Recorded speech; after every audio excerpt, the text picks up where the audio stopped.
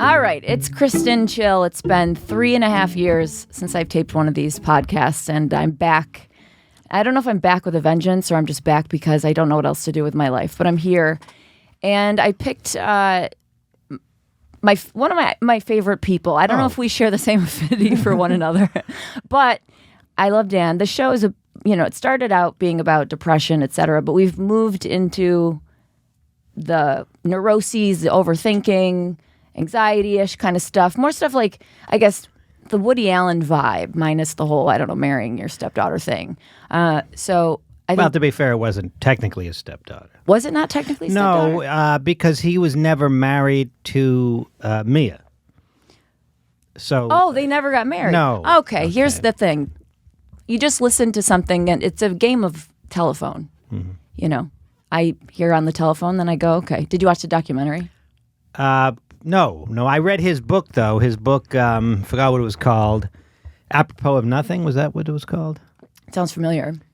I read Without Feathers, but it was not biography. But in any case, he lays out a pretty convincing case that he didn't do it. I wouldn't say that I'm convinced 100%, but I think he laid out a reasonably good case. See, I've listened to people who say reasonably good case, and then I get bullied online. So I had a picture of myself on the beach reading a Woody Allen book, Without Feathers, and I got comments saying, "How could you support him?" And it's like, well, I'm reasonable. Well, you could have said you stole the book. I did. Yeah. I mean, I steal everything. I am a kleptomaniac. You shoplifted the book. I shoplifted a book once. Did you really? I shoplifted, Love in the Time of Cholera by Gabriel Garcia Marquez. This is my great criminal caper. There should be a book about I don't think anyone's ever done that. No. But there's something about you stealing a book that could be a book. There's a story there because you're not you don't seem like the type who would steal. But if I was going to steal, it would be a book by a Nobel Prize winning author. It's a great choice. I didn't love the book, to be honest. Why the steal, though? I'm more interested. I think I didn't want the book and didn't have any money on me. I was in college at the time. I don't know why. Did you do a tough? Maybe it was people sometimes do it for emotional reasons. I mean, Winona Ryder was a shoplifter. I think Amy Schumer admitted to having shoplifted. What's funny is my cousin just had a baby and named their daughter Winona after Winona Ryder. Okay, I just think that's pretty bold. Maybe I needed some sort of a rush that I don't know, but that was really my brief criminal career. Other than speeding. Yeah, I'm always getting caught for speeding, and I've gotten out of a lot of speeding tickets, surprisingly. But you stealing to me is fascinating because it seems like you would be too in your head. You would weigh the options. Well, it was the perfect crime. Wow, you're more ballsy It wasn't the perfect crime. I don't know, and they didn't have. Like when clothing is tricky because there's a tag on it, but the book didn't have any such tag. And who the fuck steals a book anyway? Yeah, nerds. It's just unheard of. You can go to the library and get it for free. Yeah. What was your technique? Did you have a jacket on? I don't recall. It was some time ago. Yeah. I would focus on those details because in case I want to do it again. And I don't still have the book. Otherwise, I might return it. But and the bookstores are all closed anyway. Yeah. Yeah. See, I'm too, because we're here for, I guess, neurotic talk, speaking points. I'm too neurotic to steal, but I'm also, I think, morally, I feel really guilty about everything. The only thing I've ever stolen was a piece of gum out of my sister's dresser. And I've never forgotten it. Well, it's haunted me. I don't regard that as stealing because it's your sister. I mean, maybe technically it is. Nah, it's not stealing, but that's to me, that doesn't regard. I don't regard that as stealing. Yeah, well, no, you should be morally opposed to stealing. You shouldn't steal. Yeah. So that, I mean, you're not wrong to be morally opposed to it. What does it say about somebody who steals? Can you be an overthinker and still steal? I guess. Yeah. I mean, if you're worried about getting caught and all that, you probably wouldn't. Yeah. Unless you're sufficiently desperate for something to read, for example. And again, I didn't love the book. Yeah, so not worth it. I didn't love the book. Yeah. But people do love Marquez. I was thinking of getting 100 Years of Solitude, but I read the summary, and that's another Gabriel Garcia Marquez book, and I read the summary, and it didn't appeal to me. First of all, I think the main problem was that we're getting off topic. I think the main problem is I'm just not interested in South America. I don't. Yeah, it's just not fair. intrinsically interesting to me. I just read The Age of Innocence by Edith Wharton, which takes place in 1870s Gilded Age New York City, and that just immediately, I'm interested in that time and place. So already I'm interested. Yeah. So I think you have to kind of be interested in the general topic and or place and or time. Otherwise, it's going to be tricky to enjoy. Oh yeah. I mean, it's tricky to read for me, even if I'm incredibly interested. Mm-hmm. So let alone something I'm not interested in. Let alone stealing for something I'm not interested in. Right. I could never do it. Well, the cover was beautiful. A lot of books have gorgeous covers. I thought books were just for decoration. They're really life. pretty. Yeah, I think you put them up, they look good. You can look smart. Don't have to really live up to it.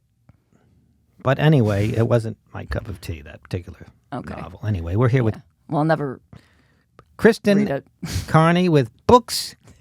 Book talk. It's the last thing I want to talk about. I don't know anything about books. You're throwing me under the. I'm sorry. All right, well, let's talk about what you want. Let's talk about what you want to talk about. I'm so used to hosting a podcast that I get like I forget that I'm the guest. No, go jump ahead. in. I wouldn't. I would keep going with it if I knew anything Maybe about the world books. could use a book podcast. I mean, there's a small market, but at least it's a niche market. I did do a book podcast years ago with a comic in L.A. It lived for a little while. I think it was on for about a year or two. Everyone would bring in. I think there were 3 comics. You'd bring in your favorite book.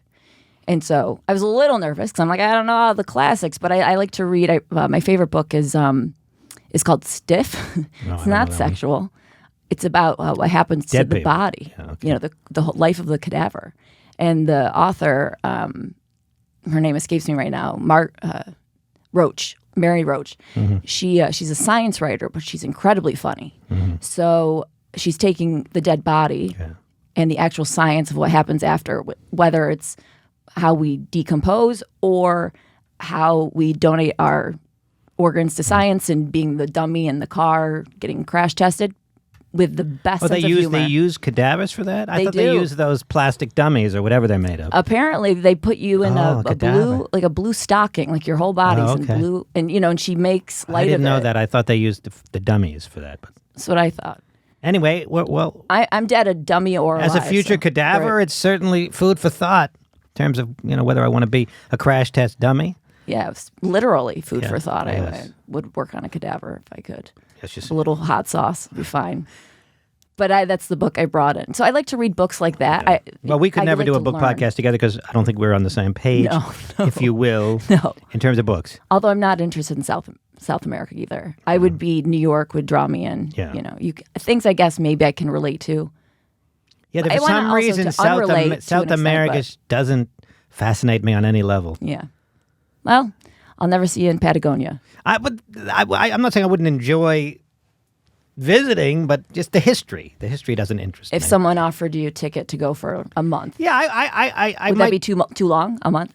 Well, a ticket and also some spending money. Yeah, if you got all that, would you go? Yeah, I think so. Yeah, and I'm not saying I said I wouldn't enjoy visiting, but the history. Look, I like to go to Aruba, but to read a book on the history of Aruba, it wouldn't interest me. If there is a, that's a book I could finish. That would be like 1 page long. Yeah, that's I can't imagine there's much history there. No, it's this big. Yeah, I don't know of any great battles or.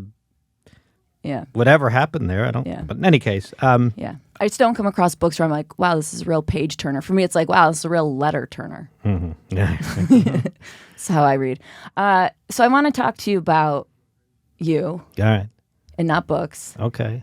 Unless books we could talk about your book that you wrote. Oh, okay. Whatever you want to talk about. You lead the way. Go ahead. Well, stage fright, career anxiety, that kind of stuff. Yes. The stuff that follows you around like a shadow lurking in the dark. Uh-huh. Yeah. That's followed you, right? Yeah, it's gotten worse, actually. The stage fright's gotten worse for reasons I'm not entirely clear about. In part, I think it's because, I used to think that stand-up was a means to an end. Oh, we're going to get a sitcom. Just when I started stand-up, a lot of comics were getting sitcoms or network deals for sitcoms that oftentimes never actually happened, but eventually it hit me, oh my God, this is it. I'm a comic, and that's probably where this whole thing is going to end. So maybe that plays a role. In any case, I do get stage fright. There's various factors that play into it. The length of the set, the longer the set, the more frightened I am. I should say that the stage fright is mostly before I go on, and usually when I'm on, it calms. But the length of the set is a factor, and the crowd. Here in New York City, I'm used to New York City crowds, at the Comedy Cellar in particular, so I'm pretty calm at those places. But if I have to go up in an unfamiliar environment, if I have to go up in front of people that I perceive as very different than me, I was scared years ago. I was in Iraq doing shows for the troops there. And oh, no, you're just like a soldier. But I felt that these people are nothing like me in any way, shape, or form. And I always mix you guys up. Yes. And I was in South Dakota a couple years ago, and again, these people were so vastly different. I did well, both in Iraq and in South Dakota, which is shocking to me because I have nothing in common with those people. 2 people after the show in South Dakota asked, in these words, "Are you a Jew?" And I'm not, I don't know that they meant anything negative by it. I think that just, they were curious about somebody. You're exotic. A world that they weren't familiar with. I guess I reminded them, one of them said, "Oh, you remind me of Seinfeld," and then followed it up with, "Are you a Jew?" I know. Imagine being a non-Jew and reminding someone of Seinfeld. Well, Ryan Hamilton is non-Jewish and looks like Seinfeld. It reminds me of Seinfeld. He's got a little bit. He looks a bit like him, and he's clean like him. Yeah. But I often get mistaken for other Jewish comedians at the Comedy Cellar. Robert De Niro thought I was Greg Rogel. He was there one night because he was doing a movie about comedy, so he came to do some research, and he said, "Oh, you were funny. I wasn't on stage." And he said, "Yeah, it was you." And then I look at the schedule and Rogel's on it. I'm like, "Oh, it's probably Rogel." Yeah, I would have just gone. And Lenny Marcus, who's taller than me, and I don't think looks like me, but people say, "Hey, great job," and I wasn't on the show. And I look at the schedule and there's Lenny, and I'm like, "All right, well, there's your answer." Yeah. Do you ever just say thanks, take the credit, walk away? No, I never do. I always say, "Wasn't me." Yeah. No, it wasn't me. Yeah. I went to the Emmys with my friend Kevin, who's a comedian and comedy writer, and he won an Emmy, but I was his date. I carried around his Emmy all night. Congratulations, great job. And you took it? I took it. I don't take here things and there. Here and there. I did say, but you know what? I thought it's more annoying to explain. Oh, I'm just carrying it for a friend. So it was more of like a polite nod. Well, unlike classic literature, I don't take compliments that don't belong to me. Meanwhile, this chair has no footrest. Who bought these chairs? I know. It's my feet are dangling. I can't have it. It immediately makes you feel like you're 6 years old again, sitting at the end. No, you can't. I just lowered the chair. No, but this is perfect. This I'm is sorry. The kind of neuroses I'm talking about. Well, but is it neuroses or it just? Am I the only one who's complained about these? No, it is uncomfortable. That's why I have my foot up on this chair. Yeah, let me do that. Yeah. Sorry. Okay. Yeah. There's room on the chair for both of us, for all of our feet. You still look 6, though. Your feet look really cute sticking out like that. I actually want to take a picture. All right. Yeah, people weren't thinking in terms of ergonomics when they bought these chairs. It's a perfect picture. But it's a great picture. Yeah. So these are things that some people either don't focus on or focus on, and I'm the type to focus on. And I actually said to Jorge, who's producing the show, I said, "Hola, Jorge." He's Jewish. No habla español. No habla español. You're going to show off your book reading, your multiple languages. I don't speak Spanish. Just a few words. Full French, so you can do comedy. Yes, I speak French fairly well, albeit it's not my native tongue, and I don't speak it with native level fluency. But and you want to talk about anxiety? Well, you did it for stand-up. I did a French show here in New York City for French people that live in New York about 3 weeks ago at the Broadway Comedy Club, and I was reminded why I stopped doing that. Because it was just overwhelming anxiety. Oh God! I mean, you're telling me about anxiety going up in English is in bad South enough. Dakota, let alone French people. Yeah, these are elevated types. Because the words don't just fall out of my mouth like they do in English. It requires some degree of concentration. Yeah. And if they don't laugh, I don't know if they're not laughing because I didn't pronounce a word correctly and they didn't understand it, or because the joke's not funny. Then it gives you more to overthink on. Yeah, I mean, Yeah, I guess, but Did anyone say good? You have good French afterward, or did they? When someone says nothing, that's when you know that's a non-compliment. If they're just well, I didn't silent. talk to the audience. I kind of left. Okay, right yeah, afterwards. right. Yeah, you're the type to take off. But well, I had to go elsewhere. But no, I mean, generally people are impressed with my French speakers. But simply because if you're an American and you can handle another language at any level, it's generally out of the ordinary. Were you forced to wear a beret? No, I did have a baguette with me. You did have a baguette. I feel like the Larry I David, spoke you into the could carry on baguette like it was a chain. microphone. Yeah, that's what I was gonna. That I swear to God, that was gonna be my next Oh, question. I'm sorry. But I thought it might be hacky. I'm glad you took the hack route. Yeah. And not me. Look, hack can be quite effective. It can I be. have jokes in my act that I would say not necessarily hacky, but I don't think they're necessarily great. But you got to do a job. Well, there's a certain level of comic that can pull off something that might be considered hacky if you were an open micer. But you're funny enough to pull off. I mean, I'm not giving you tons of credit, but I would say you can. Well, pull off there's more there's because you're people naturally that funny. are hacky that do it that they're kind of playing on it being hacky, like it's a parody of hack. Right. Like Mark Cohen out in Vegas, he is the MC at the Comedy Cellar in Vegas, and he's kind of got an act like where he kind of like a wink and a nod. Yeah, I know this is just cornball, but I'm kind of making fun of myself, and I know it's corny, and that's kind of who I am. Yeah, so yeah. I tried a joke last night, and I know this is we had this issue before where I said, "No, tell me your joke." Yeah, that's not And happening then, again. Never again. Someone last night, I said, Don't tell me your joke. I don't want to ruin it. I had the experience with you. I'll never listen to someone's joke again. But is this hacky? So I had a set last night that I did something new. I don't usually tell personal stories or talk about myself. Yeah. I can do that on the podcast, but for some reason on stage, talking about myself doesn't feel comfortable. Okay. So I told a story. This is a true story. I'm going on dates, blah, blah, blah, blah, blah. Dating's tough. This guy on a date answered his phone about 20 times while I was with him, and it was his ex-girlfriend. He answered every time she called.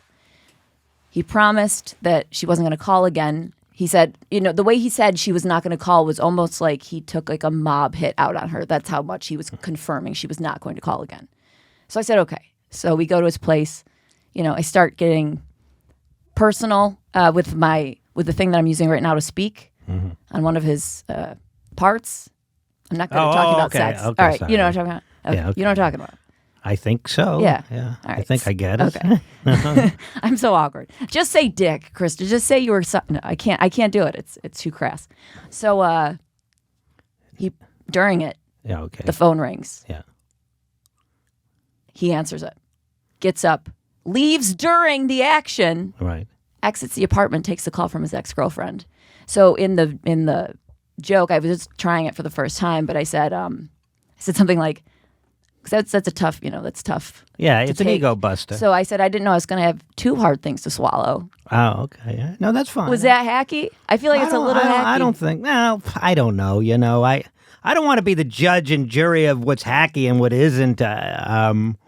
No, it's fine. I don't, I did. I had to. Yeah, I don't know. I need a little finesse where I either am going to commit to thinking this is hacky and really owning it, like you said, like parodying it, or playing it smooth, because that could actually be a punchline. I think it's fine. I think I don't. It's not like it's not like it's not world groundbreaking. class, No, absolutely not. But I wouldn't go so far as to say it's hacky either. Okay, because I did feel self-conscious about it. I was like, this is a little hacky. I think it could be something that is like a step on the way. A step on the way, because then on what the I way get to a bigger or more interesting. The bigger point is I make is that I'm very good at it. Like, Well, very all good. women So say that, by the way. I know they and do, but most I of do them are think incompetent. that's all women are just incompetent. No, at I mean everything. it's like it's not easy to do, and It's not. And I think most women overstate their abilities simply because most people don't have the temerity to say, "Hey, you're not doing it right." Listen, I hate every aspect of myself. I'd be the first person to say I give a bad one. But you wouldn't know because you're not on the receiving end, and the guy on the receiving end is trying to be polite. Very, without getting too personal, I've had people who aren't so polite, Yeah. and honest, direct, I've changed things. Okay, I don't do it that often. I don't enjoy it, Okay. but I'm good at it. Yeah, I'll just say I'm good at it. Just accept that I am. And as well you might be. I'm just saying there are certain things in Jorge life knows. that people tend to overestimate, and one is their ability to give a blowjob. Yeah. Well, I think you would be terrible at it. That's where we. Well, I mean, I know what I wouldn't enjoy it because I'm not gay, but I do know how the penis works and how it's. So I mean, firsthand I know. So maybe I would be able to. Well, maybe the bigger picture doesn't work because I get to basically the point of, and again, I just tried this out. It's the first time. Well, be careful about trying jokes out on me because I don't laugh at shit and it's going to fuck up your confidence. It's okay. Well, okay, all right. So I get to a bigger point. There is a bigger point. That's just the swallow part is just on the way to the bigger punchline. Yeah, right. And it's a perfectly serviceable and fine way to get in. We'll probably get a good laugh on your way to something. As I've said, I think I've said to you, the two criteria for a joke that I use in my act is the audience does the audience like it and do I like it? If either of those are missing, pretty solid criteria. If either of those are missing, then it's not a joke that that I keep. Yeah. Yeah. If the audience loves it, but I don't, I'll keep those jokes for like corporate gigs and shit that I have to kill and be clean and please everybody. I wouldn't do it at the Cellar. Yeah. Or on a special or anything. Yeah. Like that. Those are jokes you keep in the closet. You keep there for when you have to kill in front of a fussy crowd and. And you can't be too interesting or like the South Dakota crowd. I think they. Well, the South Dakota crowd maybe, but I'm thinking more in terms of corporate gigs where you got to be clean and unoffensive and uninteresting, and those sorts of things. Yeah, so. I wrote that joke for the corporate crowd last night. Yeah, so the blowjob. Yeah, they love it. With a lot of corporate people. So what I'm curious about with your stage fright is the nuance, the detail, the. What? I'm still not comfortable because this. Of course you're not. Look the way you're sitting. The chair's not Why don't sufficiently close to the mic, and I'm having trouble moving it forward. Oh, for goodness sake. So grab that. And the mic doesn't move back. Just switch these chairs because that one has the... Yeah, but it's low, and I don't think my feet would even reach it, But. On this podcast, we're showing, not telling. This is the real. This is the real. Is there a video version? This is we're going to use the video version. It's great. It's perfect. It is uncomfortable. I got the corner to lean on. You don't. Okay. I think I'm okay now. You said. Yeah. I think I'm okay now. Okay, go ahead. You could always pull that other chair. Put one leg. Yeah, I could do, but never mind. I think I'm all right. Go ahead. All right. So the nuance of the stage fright activities. What are you doing before? So give me like 2 hours before. Well, generally the stage fright doesn't bleed that far ahead.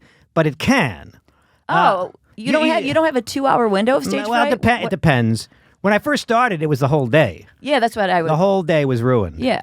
My first 6 months on stage, the whole day was you got to write it off because there's nothing happening other than me being nervous. I same when I first started stand up. I mean, I'm not as well versed as you, but at the beginning, I would sleep for probably about 3 or 4 hours before. To escape the anxiety. Yeah. Now, generally, for the French gig, because that's a high anxiety gig, it probably started a couple of hours. But yeah, it probably did start a couple hours before. And then what are you doing? I was walking is somewhat helpful. So I walked from my apartment to Broadway Comedy Club, which is 3 miles, whatever it is. Normally I wouldn't walk, but I walked because it's fresh air and moving, and that's sort of helpful. But usually, but it doesn't involve any sort of. There's no ritual. There's no meditation. Yeah. I wouldn't. I wouldn't take a pill because then I'll be like half asleep. So what happens? I mean, what happens to your? I'm going to ask the real important questions. Yeah. What happens to your gastrointestinal tract? If you wouldn't mind sharing. Well, this is the TMI podcast. Nothing crazy goes well with that. No. What does anxiety feel like for you? I don't know. How do you describe anxiety? I mean, it feels like my stomach feels I don't know, like burning. I don't know. I mean, it's how anxiety feels. I don't know how you would describe it, but yeah, it feels does like your anxiety. Heart race fat? Yeah, I mean, I guess all whatever symptoms you would have. Yeah. Heart racing and But yeah. So So if someone were to talk to you, I really am genuinely interested in this. okay. So if someone were to talk to you in the highest point of your anxiety, would you be focused on what they're saying and would it help your anxiety go down? Or would you be looking at them going, shut up, I'm having anxiety and I'm not listening to what you say? It'd probably be a distraction and somewhat helpful. Okay. You know, yeah, it'd probably be somewhat helpful. Yeah. When I have anxiety and someone's talking to me, I can't. You can't. I mean, well, can't. look, if it's that bad. Another example is when I did Last Comic Standing, the anxiety was off the charts. Not Last Comic Standing. Well, the anxiety was bad with that too. I'm talking America's Got Talent, where I was just walking in circles outside the studio. Because I did more recently America's Got Talent, The Champions, where they invite you, back the best of the previous seasons, and they needed a comic, and so anyway, so I went, and then Simon ended up buzzing me with the ex, that buzz. He did? Yeah. Oh, but Simon's anyway, an asshole. but I was just walking in circles outside the studio, looking, I'm sure, very bizarre to anybody that saw me, because I was at that state where I couldn't talk to anybody. All I could do was walk in circles. So the walking was somewhat helpful, but I couldn't sit still or stand still, and I couldn't talk to people. And when you're walking in the circles, are you going over your jokes? Are you thinking I'm going to forget my Yeah, my I don't set? know. I mean, I don't think I was too concerned about the jokes. I've done these jokes, a billion times. And I only had to do a couple of minutes. But, for whatever reason, I was nervous. I didn't want to get buzzed. I knew that Simon had buzzed Tom Cotter, who had done the very same show a year before me or 2 years before me. I don't like being judged by, judges or the audience at home. I mean, that's just not what stand-up is about. And it's such an unnatural environment for stand-up. It really drives me insane. It's the worst place. It was helpful because more people know who I am, and it was helpful to get corporate gigs and these sorts of things. It didn't help to fill clubs, but I don't really do clubs. Because of my anxiety, I prefer to do one show. A lot of comics, they love stand-up. They're happy to go to a club and do 5 shows. Yeah, I don't understand I can't these wait, people. Minneapolis, I'm coming to see you. I can't wait to see you, Minneapolis. I'm not of that mind. I don't understand. I can certainly wait to go to Minneapolis. I'd rather do one show and, at the end of the day, I lose out. I don't make as much money. First of all, I don't have a following. And even if I did, I would probably hate all the shows that I would have to do for that following. And I do corporates and private shows, country clubs and synagogue, fundraisers or whatever. They pay pretty well. I don't have to worry about. You're Jewish there. Well, they know, but I only have to do one show, get decent money, and get the fuck out of there. I don't have to worry about drawing or putting asses in the seats. The only caveat is I've got to be clean, and I have over the years cultivated a clean act because I have to, because that's what I'm not comfortable going to a club and doing 5 shows. It's too. I used to. But as I said, the anxiety's only gotten worse. It's just too anxiety provoking. I do one show, and with the added bonus that I don't have to worry about filling the fucking place up. Yeah, you're the type who I'd like to wring the neck of because you're so funny. Well, I like to wring your neck too. I know for other reasons, for certain reasons, which I won't discuss here. Not because I'm so funny. Yeah, for certain obsessions that you have that you shouldn't. Yeah. But I want to take you and go into your brain, change around some things, the circuitry, and then shove you back out. Well, I into the wish you real could world. do it. I have this fantasy where I don't know if you call it a fantasy, whatever you call it, but I have this vision where I can take my brain out, they can bring it to the shop, just clean out all the fucking, all the rods, the connecting rods, and the intake valves, and like it's a car engine, and just clean it up, replace part, and put it back in, and I'm back, baby. And I have, a full, Yeah. You know what level of mental well-being that I can then go forward and use. But my visual for that has always been a spoon. It's kind of gross, but I've always pictured going in with a spoon and just scooping out the bad parts. Okay, see, I have the engine analogy. Yeah. So I don't know if those analogies in and of themselves say anything about our characters or not. They might. You're the spoon and me the engine. Well, yeah. I mean, yours is more sound. It's like more of the way a man thinks. Maybe it's more masculine. Yeah, yeah. I don't know. For me, I don't know. Cooking, women are supposed to be in the kitchen. Maybe that's why I'm into the spoons. Yeah, maybe there might be something to that. I don't know, or not. But what you said about the comics who are excited to go to Minneapolis. Well, they seem excited. At least they're saying that on Instagram. My question. Can't wait to be in you. That's something that comics say. I don't know who started. I think it was Amy Schumer that started. Yeah. I hear. I'll be in you on this Friday and Saturday, Los Angeles, or Atlanta, or whatever. Yeah, I can't do that. I'll be inside you. See, these people, though, this is what confuses me. And when I started doing stand-up, I pictured everybody to be like you. Mm-hmm. Nervous, overthinking, not necessarily confident, funny, though. Right.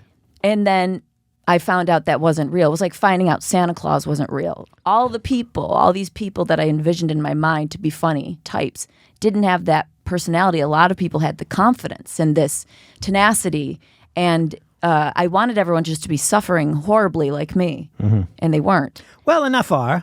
But not the all. people that aren't. But how are they able to be quote unquote normal and also funny? It doesn't line up or make sense to me. Do you have an example that you'd like to? I don't want to insult any comic who's by insulting them by saying that they're normal.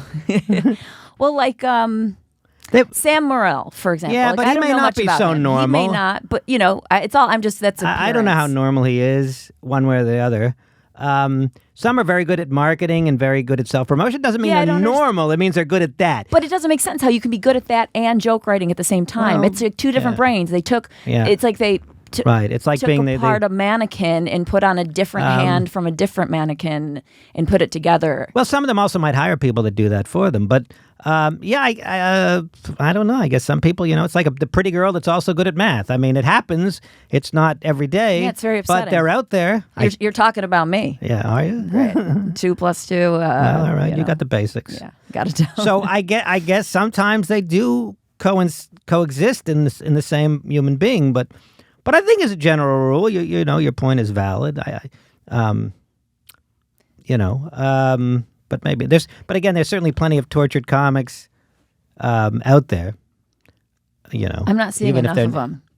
Well, some of them are no longer with us. That's true. Whether it be Mitch Hedberg or Greg Giraldo, to name two prominent examples. Right.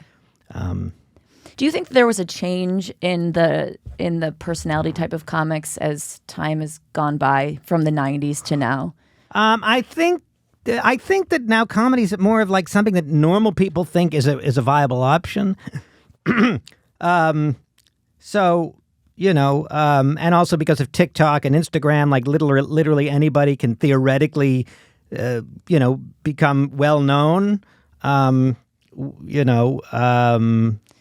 So, those with social media aptitude perhaps are more likely to get into it. Obviously, there was no social media when I started, so nobody would say to themselves, well, I'm good with social media. Maybe I should be a comic. Yeah. Well, I want to take a spoon also. I want to take a spoon and scoop out the confidence from comedy.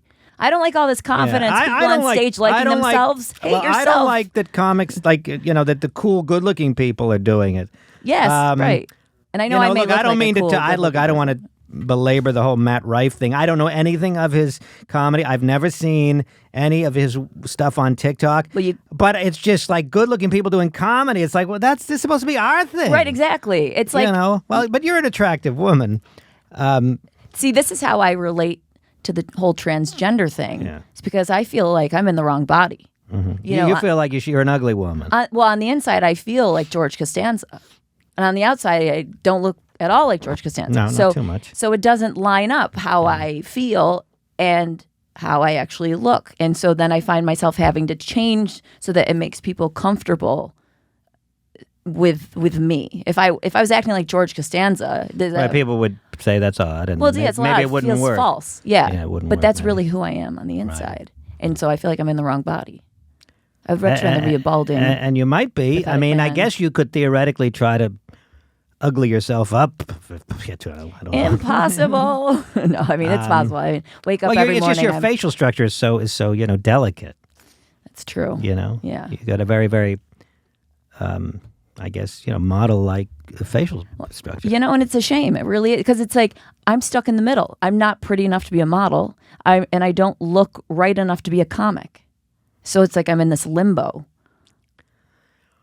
Yeah, I either want to be George Costanza or Giselle. Maybe just become fat.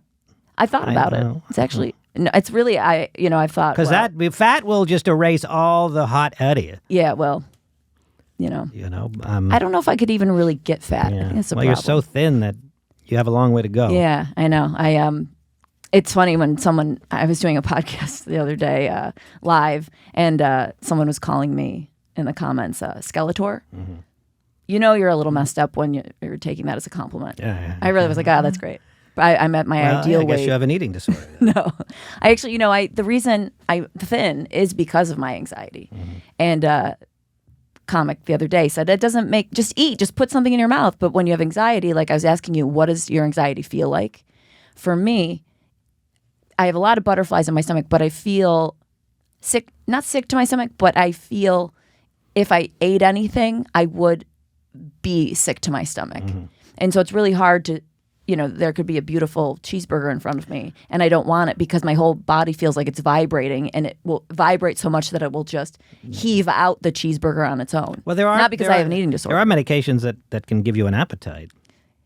Yeah, there probably are. That's a good point, actually. You may or may not want to discuss that with the person. But it's so many so many medications. All right, okay, all right. I'm just saying it. There are such things. I can only fit 78 in my medicine cabinet, okay, so all right. I hit my max. But the stage fright is something that I do want to take you to the mechanic with, and because I just think you're such a great comic, and it frustrates me. Right, because it would be wonderful. Yeah. We got Matt. I've never seen Matt Rife stand up either. I can't. I've tried. I see the jawline and I hit pause. I just can't get past the jawline. Not because I'm attracted to it, just because I'm like, I'm not going to believe it. Mm-hmm.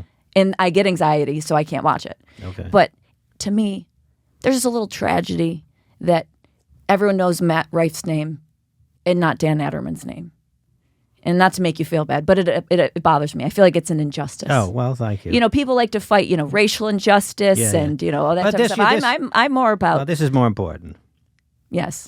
I'm a very noble person. Well, thank you so much for that great compliment.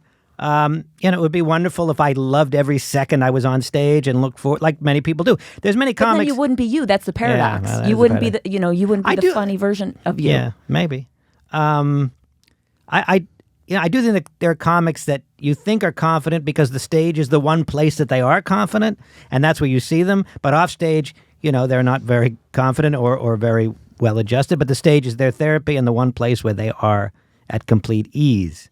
And, Do you feel comfortable around people who aren't comics? Like, do you slip sure. right into those environments? Yeah, I have to kind of adjust. I can't necessarily say the things that I would say around comics. You can kind of say anything with comics, talk about anything. That's why I tell you I feel like I need to date a comic. Yeah. And you're like, well, you can get that elsewhere, but it's like, yeah, but I don't want to that's too much to juggle. Well, yeah. I want it all in one person. Well, my point was that if your priority at this point is to have a kid, and you're not finding that with a comic, and you have to prioritize. Got to prioritize. And you may not get everything from your significant other that you crave, but as I said, you can get that from your comic friends. I know, but I guess it's like I need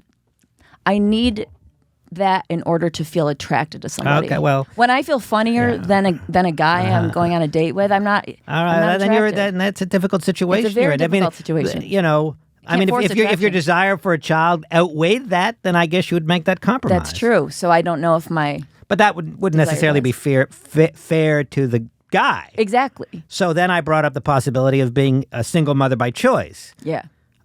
Which might work well for you, except that you financially would be difficult. Right. I will I will one day have enough money to be a single mom. And the hilarious thing to me is that the term single mom is always connected with not having money. But it's ironic, it's a struggling single mom, and I'm trying to become a single mom with money. I don't know if that If I'm saying that right, if that makes sense. Right. The stereotype as a single mother is someone who struggles. Right. And it's like a teenager becomes a single mother. I want to become a single mother, so I have to get successful to become a single mother, whereas the teenager has to be not successful to be the single mother. If that, am I saying that? Yeah. I think that makes a little more sense. Jorge's shaking his head. Jorge understands. Yeah. Comprende, Jorge? Wait, Jorge, you're not Spanish? I am. Okay. His name is actually just, no. It's just Hor, but they added the hey to make him seem a little cultural. Exactly. Right. Okay. That's a little what flair. happened. Yeah. Yeah, it's sort of but you also, I mean, as we all are, on a timeline. Oh yeah, I'm on a timeline, baby. So I mean, I don't know, but we're not here to talk about single motherhood. I've been trying to, I don't know, become happy, which seems absurd. It's like the same likelihood as me getting to Mars. It's the same level of likelihood. However, I have been taking action to get to quote unquote Mars. And one thing that's resonated with me about unhappiness is a lot of it comes from attachment. So if you can lose your attachment to things, it's a lot easier to be happy. So if you feel like you need to have this and you need to have that, that's where a lot of the angst comes in, and a lot of the, I haven't done what I'm supposed to do, and I'm mad at myself, and I'm anxious, and I'm nervous. And if I release the idea of needing a kid, or if I release the idea of needing to be successful, if I just basically am okay with being on the couch, essentially you can be very happy. That's the watered down version. But I'm trying to release attachments, right? And it does seem to work a little bit. Well, yeah, okay. I'm not happy. It sounds reasonable. But I'm in the spaceship. Sounds reasonable. I'm in the spaceship, the rocket ship. Okay. Or whatever. But I'm not taking off. I'm just in there. Well, you're on the launch pad. Yeah, but it will never totally launch. Well, but yeah, you do have to some point sort of forgive yourself for not accomplishing what you thought you were going to accomplish, which is not so easy. But, at some point in your life, you're like, well, that probably won't happen. And you can either be angst-ridden about it, or you can say, all right, I forgive myself. Yeah. I did my best. I gave a good effort. Look, I envisioned, when I started doing comedy, my vision was to be like Seinfeld. I'd be on a sitcom. Now, of course, the whole business changed, and sitcoms really aren't much of a thing anymore. Yeah. And now it's all about, how many followers I have on social media, and I can fill up theaters. That's sort of the new business model, but that's probably not going to happen either. And I'm not sure I want it to happen because, again, oh my God, I got to perform in front of 5,000. The best case scenario is I become a huge, comic, and then I got to do theaters with 5,000 people, and then I'm like, holy fuck, there's all these people out there, and not only that, but they have high expectations. Have you ever gotten any relief from the anxiety beforehand, just by the fact that you've been booked at this place? It might give you some reassurance of, hey, we're telling you you're funny. It never works for me. Right. People always say you wouldn't be here if you didn't have the goods. That line, which I've heard numerous times, has never worked for me. It's not that it's illogical or ridiculous. It just doesn't work for me. But I see the logic of it. You wouldn't be here if you couldn't do the job. But why doesn't it work for you? I don't know. I don't know why, but. I feel like you have because it's never really I'm never really questioning my ability. It's just the ability is not the question. The question is will I freak out up there? Yeah. Yeah. So you're coming from a different place of anxiety than I am. Mm-hmm. So I'm understanding it a little bit differently. Yeah. So you're saying you're worried that they're not going to. That no one's going to like me. I have this fear that everybody hates me. Everywhere I go, I have a fear. Everyone hates me. I walk in, everyone hates me. And do you think that that's a self-involved thing? Is that a little? Oh, I don't know what the underlying issue there is. What would your guess be? Is that your fear that everybody's going to hate you? Everybody's going to hate you just personally, or you're saying not even as a stand-up? You're just saying in general. In general, but especially as a stand-up. Oh, yeah, I don't know. You would think you would think the classic explanation would be, well, you didn't as a kid, you didn't get sufficient. Well, kids in high school, in elementary school, didn't like me.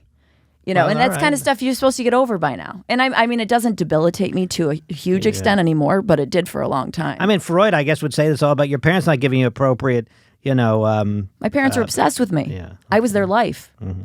My mom had me for joy, Okay. So I mean, I was just, I was given attention and love, but the thing is I had a crossed eye. That didn't really help. My mom loved me despite the crossed eye. I didn't say Freud was right. I said that's what he would say. Yeah.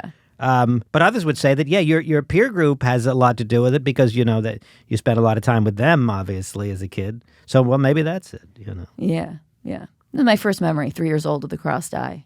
It doesn't ever go. And like that's where all the neuroses came in because I started trying to control things. I didn't want people to look at me from a certain angle because I know they would see my eye.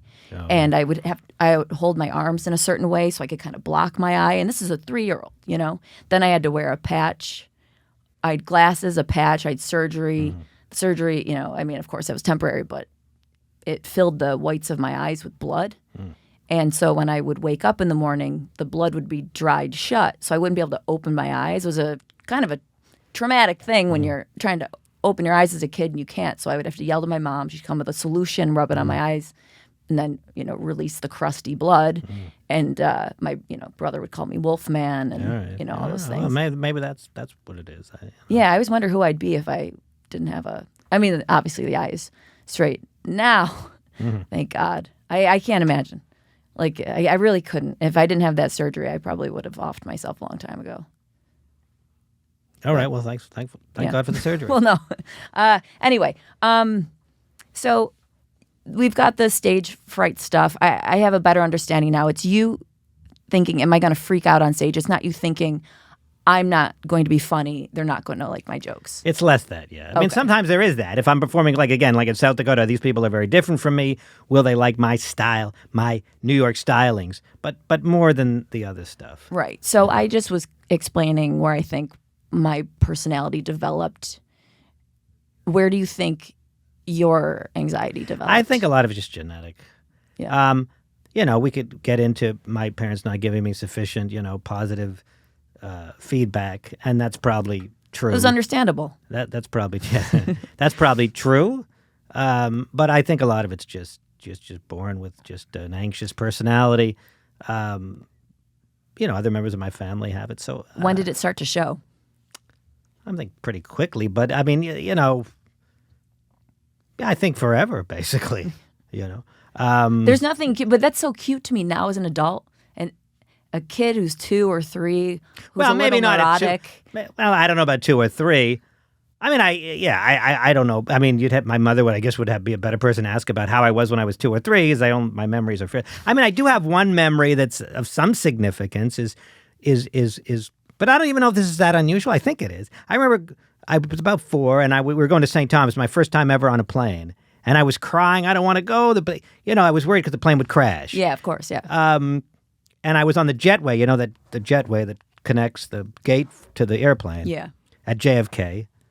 And I remember screaming, "Leave me, I'll just stay at the airport. I don't want to," screaming and crying. I've never seen a kid do that. And I fly a fair amount, and I see a lot of kids going on planes. Yeah. I've never seen a kid freaking out. So I don't think it's normal. But I do have that very, very clear memory of, I think I was 4 at the time. It was after the ice storm, which I believe was 1974. Yeah. And my mother said, we had it with shitty weather and wanted to go to St. Thomas. So, and in those days, airplane crashes were a lot more prevalent. You don't hear, in the 70s and 80s, at least every year there was a big crash of an American plane, so they were in the news. Yeah. Unlike today, where you can go years and years and years, and there's no airline crashes. Yeah. Does it make you So more it was in my head. The airline crashes were in my head. Yeah. Does it make you more comfortable when there's been a really long span of time? No, I don't. It makes it worse. No, I don't. Because it seems like it's. I don't worry up. about flying anymore. That's long past. My fear of flying was brief. Yeah. But was that normal, or was that an indication that there's something wrong with this kid? I don't know. But I think it might have been an indication. Well, I remember being 6, being on the plane for the first time, and I was trying to figure out, I don't know if this means I'm not smart or maybe smart, but I remember sitting there thinking, I don't want to shift my body weight because it might affect the plane. And so I remember just sitting as still as I possibly could. Yeah. And if I put my elbow down or something, I went, ah! The plane would... Yeah. Yeah. I mean, I don't know how normal or abnormal any of these things are. But, Right. But yours is trickier because it's hard to say what the average kid is thinking on a plane. But mine, it's like I had a very outward manifestation of anxiety and fear that I've never seen ever from any kid ever in all the times I've flown. I can see in my mind a mini version of you, the little you in that environment, like a flashback. And it's unfortunately, unpleasantries for the person, maybe pleasantries for the watcher. I can see that I could see it almost like like a Woody Allen cutting back to a shot, like in Annie Hall of himself as a little, and he's talking about the universe. Yeah. Look, and maybe it was rational for somebody that just saw that there was an accident in the newspaper, and I don't know. Yeah. I think the most recent accident was one in Pago Pago, and because in later years I looked up what accidents there were roughly at that time, and there was an accident in Pago Pago, which is in American Samoa. I think it was a Pan Am plane too, and I do have a vague memory of seeing like an accident in the paper, so maybe that was the one that I saw. Yeah. Are you superstitious? Not overwhelmingly superstitious. I'm a little superstitious, and I won't get on Spirit. That's all I can afford, but I won't fly Spirit because who names... I'm not getting any reception here. I don't know if they have Wi-Fi. I'm glad I'm really engaging you in this conversation. No, I wanted to look up that accident. But, okay. Yeah, I don't know. I'm not getting any reception. I got Gas Digital. Here, use mine. I'm linked to their Wi-Fi. Okay. But I won't fly Spirit because of the name of the airline. Oh, like Spirit. Yeah, like you're going to die. Yeah, that you could become a Spirit on Spirit? No thanks. Yeah, that's odd. Yeah, I would prefer to get on an Alaskan airline flight where a door has flown off before. That was Hawaii. Was that Alaska or Hawaii? Alaska. I know my facts. Okay. But I overthink flying like Yeah, Pan Am flight 806 from Auckland, New Zealand to LA was intermediate stops in Pago Pago and Hawaii. Boeing 707 crashed on approach to Pago Pago International Airport in January 1974. Oh, we've got it. Look at this is high tech. Yeah. Oh, okay. This is new podcast. So I think that might have been the crash that was in my mind as we were embarking on our trip to St. Thomas. This is like a visualization of my life if I were a plane. Mm-hmm. This is how my life is going. Right. There's going to be a Wikipedia about my crash and all of the deaths that took place, but they're just deaths inside of me. Okay. I don't know. I feel like I have to sometimes make this podcast dark because people who listen to it have depression. So I want to get to, because we're going to wrap up in a couple minutes, but I want to ask you a couple things. Anyway, my guess is the Pago Pago crash has never been mentioned on any podcast ever. Yeah. I don't know if that's true, but I would think it's certainly possibly true. How are you accessing the news? Whereas Love in the Time of Cholera has probably been mentioned somewhere on a podcast, I don't know that the Pago Pago crash has. Yeah, so we have that to distinguish us. Yeah, that's pretty rare. Yeah. Yeah. It's like maybe unprecedented. It's like a deep... Although there might be an aviation podcast that referenced it. If that crash was of note for one reason or another, perhaps, that's the thing. If you go down in a plane crash and it's not of note, what was the point? There's no real story. If I go down in a plane crash, I want it to be one that's very famous. Most plane crashes are of note nowadays because they're so rare that if they do crash, it's some crazy... circumstance that was unforeseen, that's never happened before. Because basically they've eliminated all the plane crashes from causes that are like wind shear. All right, we've taken care of wind shear. This is where I get superstitious, because now that we're having this conversation and we're talking that planes aren't going to crash, that means the next one I get on will crash. When they do crash, it's usually from some crazy ass convergence of circumstances. Yeah. Because they're so rare and they've eliminated all the main shit. You know? Don't watch air disaster. Not you, just people in general. Don't watch air disasters. My dad always has that on when I'm home. Yeah, I don't, that doesn't, but like I said, my fear of flying is well behind me now, and I don't really, because I know the statistics are so overwhelmingly, preposterously in my favor. So I don't worry about it. Yeah, I kind of hope for it at this point. All right, okay.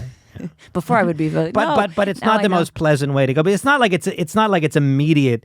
I mean, it can be.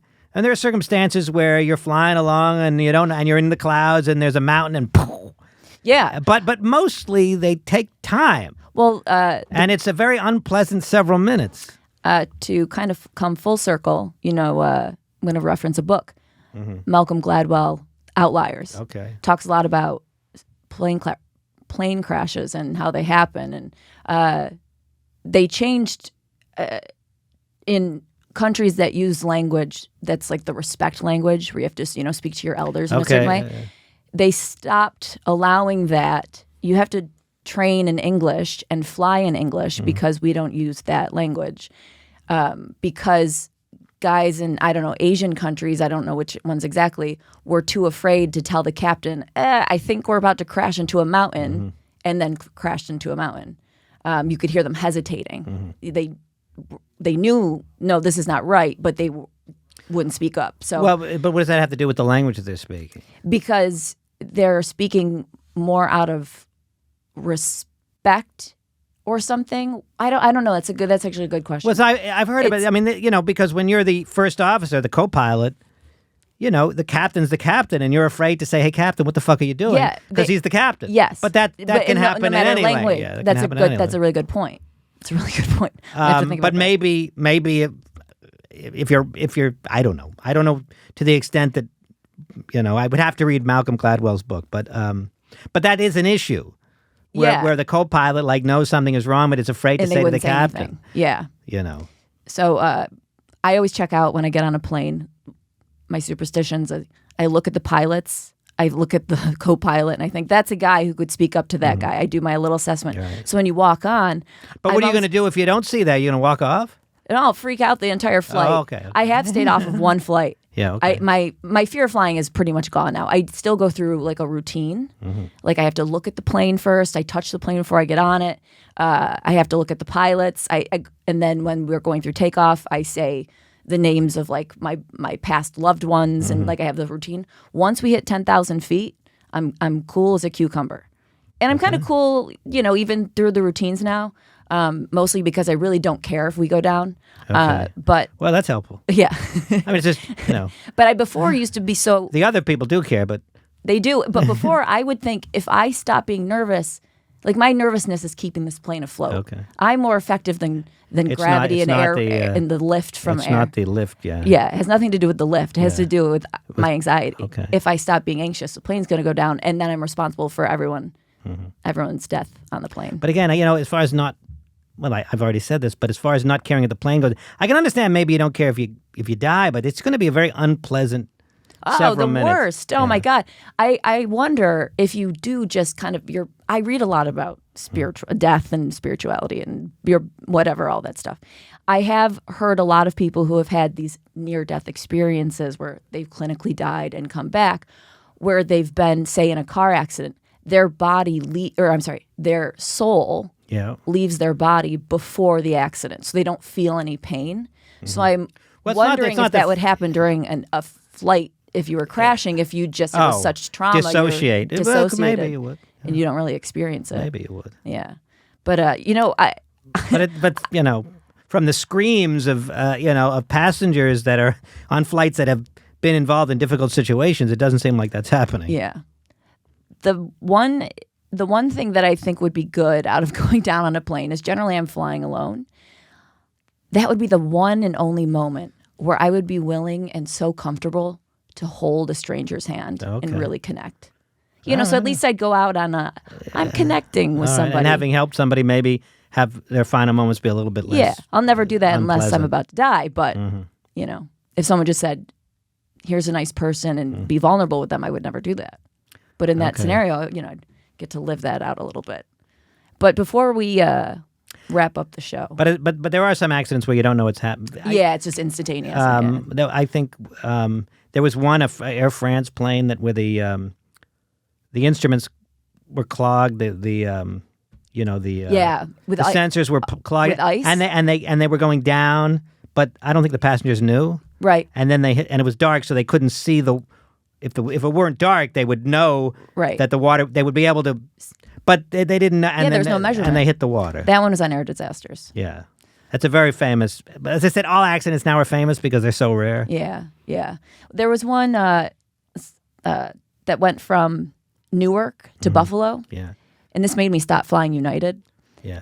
Was that the one with the ice? With the on ice, wings? yeah. And I think it was a propeller plane. It was like an old, United kept around old planes for It a might long have been time. old, but just because it's a propeller doesn't mean it's old, but it might have been old. But I think it had something to do with the training. They used Colgan Air, and the pilots weren't accurately, going through the steps of when there's ice on the wings. Mm-hmm. Yeah, I looked it up right now. Yeah. And that was the last commercial airline disaster. Was In it the the United In 2009. In the United States. I mean, there's been There's- some. There's been stuff where like smaller planes. See, we're No, but due. there's also been stuff overseas. overseas, yeah, but in America. Yeah. See, we're due, and that makes So me that's nervous. just insane because all through the 70s and 80s and 60s and I mean, there's every year there was. That is insane. pretty much. But I stopped flying United because of that. I think I've only flown them with someone who, flies United. I've never chosen to fly them since 2000. Well, you're like Rain Man. That movie was like you only want to fly Qantas because they haven't had an accident. Well, JetBlue hasn't had an accident. JetBlue is my go-to. Spirit. I mean, as much as people make fun of it constantly, Yeah, but the name. I can't get on a plane that basically says ghost. and Spirit's not a small airline. They got a lot of planes, so it's not like it's a large number of flights. And, Right. You know. But all right. Well, so before we end, I want to talk a little bit about etiquette. Okay. Very into etiquette. Look, if you need to go long, but whatever. I don't have to be anywhere. So. Well, I don't know about Jorge. Oh, Jorge You're is good. another You're good. story. We're good. Okay. All right. What's the etiquette around public bathrooms? Say you're in a restaurant. There's one stall for a man, one for a woman. If we're in a society with gender, so there's one for a man, one for a woman. So you have to wait for the men's room. Well, there usually is a men's and a ladies room. Yes. Usually, generally, And sometimes a Generally speaking. a unisex room, I guess. But anyway. Yeah. But let's say there's one for a man, one for a woman, and you're in there. You're in the bathroom. Someone knocks. What do you say? What's the proper thing to say? Like, because I've never figured that out. Do you say like I'm in here, and it's like, well, who's I? Yeah. Or like someone is in here. Yeah, you're It's right. awkward. That is awkward. Mm-hmm. Somebody knocks. What do I typically say? Because you can't say silent, because then they're going to jiggle the handle a bunch. Well, if it's locked, that's usually a clue that somebody's in there. So you don't have to say anything. If I'm close enough to knock on the door, I'll just knock back. You knock back. Yeah, if I'm close enough good to knock on the technique. door. Good technique. I can see the Otherwise- reach happening. I might say, 1 minute. Okay. 1 minute. I've always overthought I think I this. would say 1 minute. All right. Yeah. I always go to say, I'm in here, but then I think, well, they don't know who I am. So someone's in here, well- but it's obviously I'm Well, someone. whatever you say is sufficient to convey the information that the bathroom is occupied. Yeah. Okay. All right. So I think that, again, if I'm near enough to knock on the door, I knock on the door. And if I'm not, like the knock back. If I'm not, almost I would just creepy, say though. Ghostly. I would say 1 minute. Okay. 1 minute. One All right. minute. All right. Now, It may not be 1 minute, but so say you say 1 minute or you knock back. They know you're in there. that's all you need to do. But you're taking a little longer. You could even say, you don't even have to say it in English. With anything you say.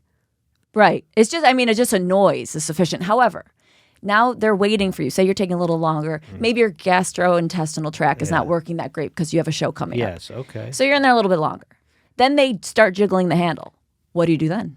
Well, is it the same person? You wouldn't know, of It's course. the same. It's the same person. Well, how do you know it's the Because same maybe they didn't hear you. Well, who would start jiggling handles if they've not been Well, waiting there for- it's never really come up. I mean, I guess I'd repeat 1 minute.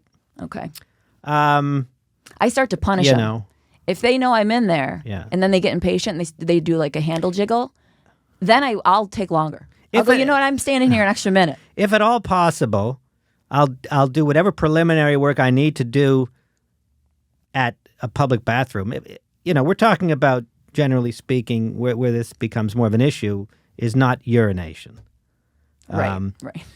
Or for women, we're doing a little touch up on the makeup. Generally, I'll just do any preliminary. I'll just take as much time as I need, such that I can get home. Okay. Do you feel rushed when someone knocks on the door? I You're feel like, I rushed gotta do them a favor when and get out of somebody's here." not knocking on the door. Okay. Again, if we're talking about a non-urinary visit to the bathroom, which I will do everything to avoid in a public bathroom, then I'm rushed from the get-go. Okay. It's the last thing I want to be doing is that in a public bathroom. Yeah. I'll try to get home if I feel I can make it home. See, that takes a lot And of sometimes energy. I make it home just barely. Just barely.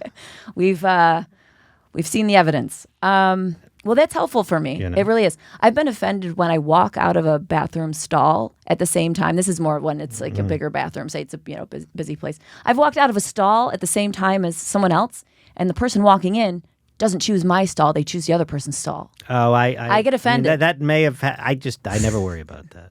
Wow, but I never worry about I look that. like I would keep a clean stall, though. I feel I would follow me. I would. Well, sometimes it wouldn't be clean, but it's not you that made it unclean. You know what I'll do? So you I have to will clean it. Well, the thing is, I don't want to be blamed don't wanna for be the blamed, unclean. So I wad up a lot of toilet paper and I will wipe off the toilet seat because for girls, we can't aim. There's no aim happening. right. So if someone else splashed before me and someone's waiting for the bathroom, I'm not coming out looking like I made the splashes. So I will wad up the toilet paper, I will wipe it off, and it will look clean. Okay. So I don't want to be blamed. I don't want, Okay.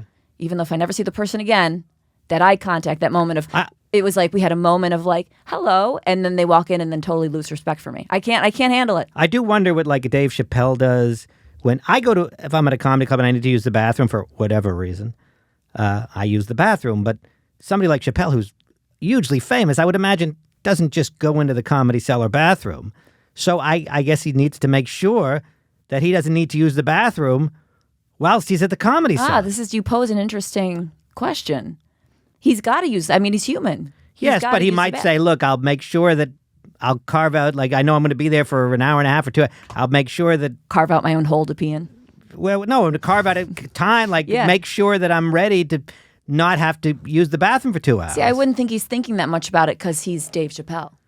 Well, but I think he would be thinking about it. Interesting. You know? Yeah. And this goes not just for Dave Chappelle, but for any famous person that might have an issue with using a public bathroom. You know, I'm almost okay with not being famous now because then I don't have to worry about my pee situation. I remember Howard Stern was talking about this years ago about using bathrooms, public bathrooms, and, was conscious of the fact that he's famous. Right. And, yeah, thank God I'm not famous.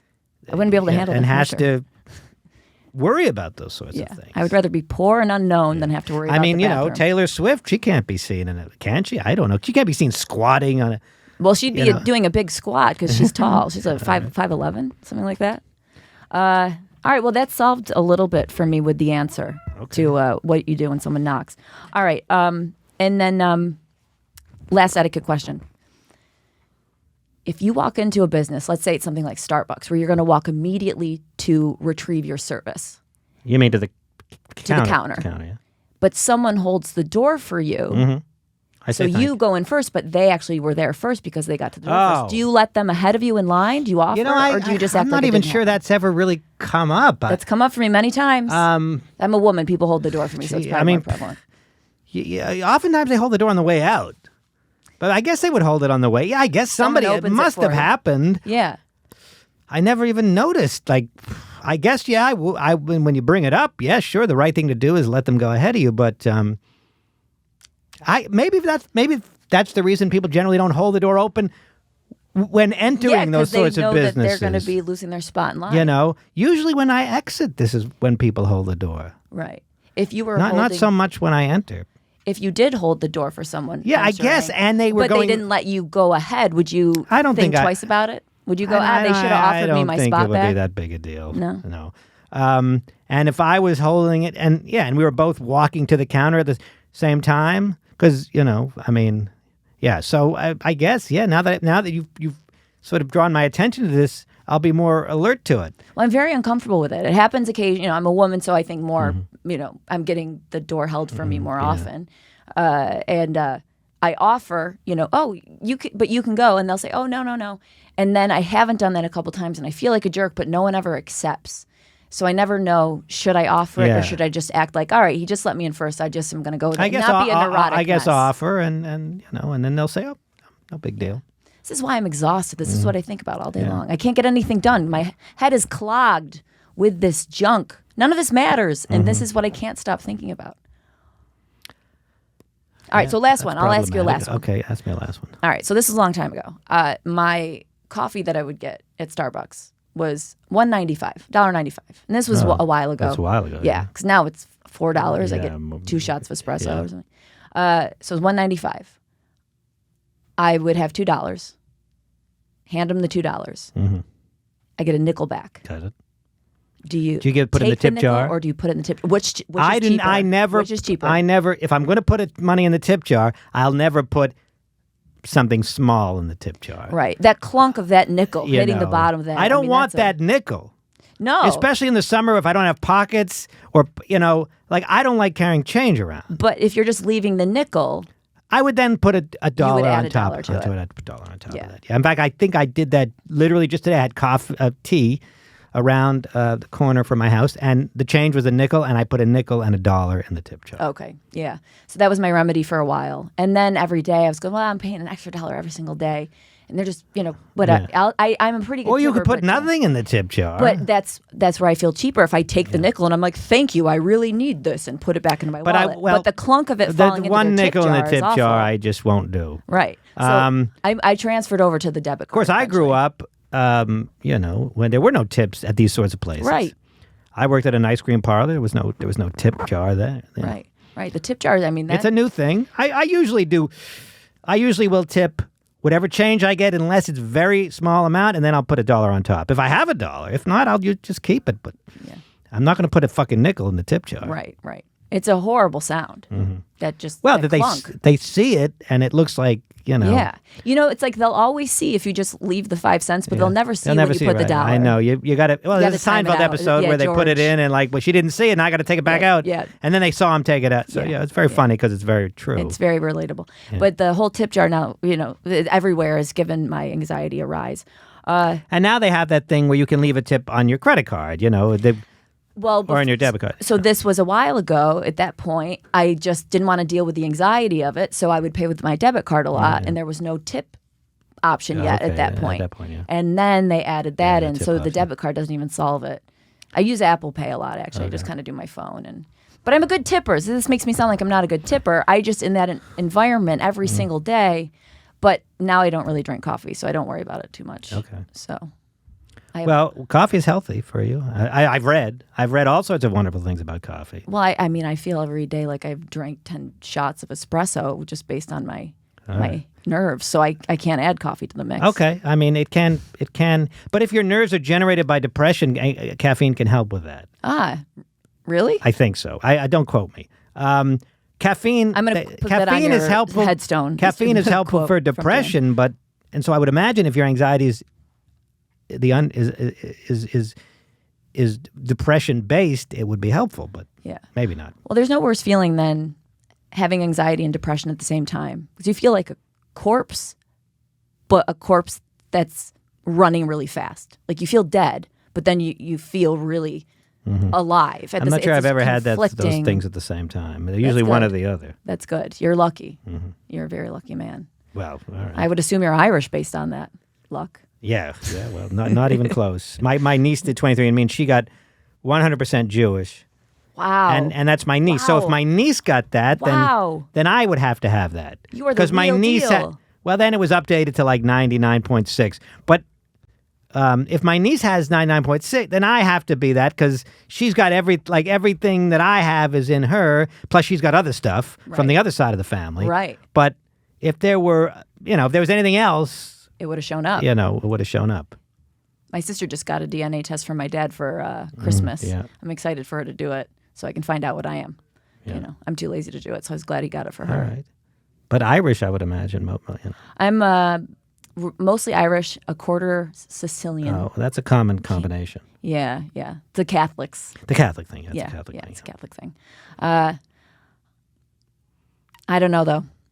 All right. Well, this has been fun. Okay. Thank you for joining me on my first episode back after 3.5 years. all right. Honored to be the first one. And Dan Naturman, everybody. Thank you so much. You can find him on the internet. On the internet. Dan Naturman, everybody. Oh, and I should just say, I don't know what days these are going to come out yet. Probably, I'm not telling you really, I'm just telling the audience. But it's going to be once a month for now, and then I'm going to be doing some live streams. So hit me up at Chris Karn on Instagram if you're curious about when I'll be doing those live streams, and I'll post about it. But I'm glad to be back, and I hope you guys are glad I'm back, and I'll see you next time.